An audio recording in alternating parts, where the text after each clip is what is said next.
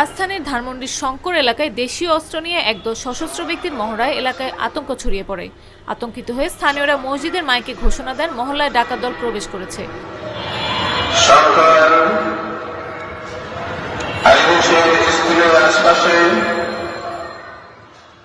রোববার রাত 8:30টার দিকে শঙ্কর আলী হোসেন বালক উচ্চ বিদ্যালয়ের সামনে 10-12 জনের একদল ব্যক্তি দেশীয় অস্ত্র নিয়ে মহড়া দেয়। প্রত্যক্ষদর্শীরা জানান, দলটি আশেপাশের দোকানগুলোতে ভয়ভীতি প্রদর্শন করছিল।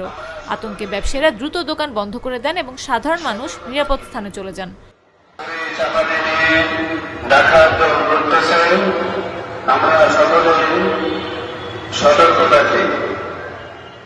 প্রায় 5-10 মিনিট অবস্থান করার পর সশস্ত্র দলটি এলাকা ত্যাগ করে।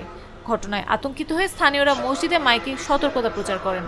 এ বিষয়ে হাজারীবাগ থানার ভারপ্রাপ্ত কর্মকর্তা মোহাম্মদ সাইফুল ইসলাম জানান, মোহাম্মদপুরের দিক থেকে আসা 10 থেকে 12 জন লোক আলী হোসেন স্কুলের সামনে উপস্থিত হলে স্থানীয়রা আতঙ্কিত হয়ে মাইকিং শুরু করে। প্রাথমিকভাবে দুষ্কৃতকারীদের পরিচয় জানা যায়নি।